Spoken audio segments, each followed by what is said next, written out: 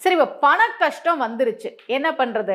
நமக்கெல்லாம் கையில மருதாணி வைக்கணும்னு சொன்னாங்களே, ஏன் தெரியுமா? மருதாணின்றது சுக்கிரன், சுக்கிரனுடைய காரகத்துவம் மருதாணி. அதனால கையில மருதாணி வைங்க.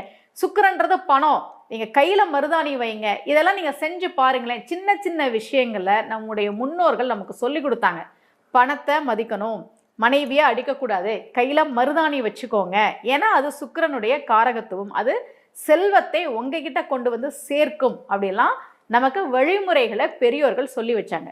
சரி, இப்ப பண கஷ்டம் வந்துருச்சு, என்ன பண்றது? கனகதாரா ஸ்தோத்திரம் படிங்க. அந்த புத்தகத்தினுடைய விலையே ரொம்ப குறைவு, 30 ரூபா 40 ரூபாய்க்கெல்லாம் கிடைக்குது. நீங்க புத்தக திருவிழாக்கெல்லாம் போனீங்கன்னா, அல்லது ஏதாவது கோவில்களுக்கு போகும்போது அங்க புத்தக கடைகள் இருந்ததுன்னா, கனகதாரா ஸ்தோத்திரம் அப்படின்னு கேட்டு ஒரு புக்கு வாங்குங்க. அது சமஸ்கிருதத்தில் இருக்கும், தமிழில் இருக்கும். ஆனால் சமஸ்கிருதத்தில் இருக்கிற ஸ்லோகத்தை தமிழில் எழுதியிருப்பாங்க.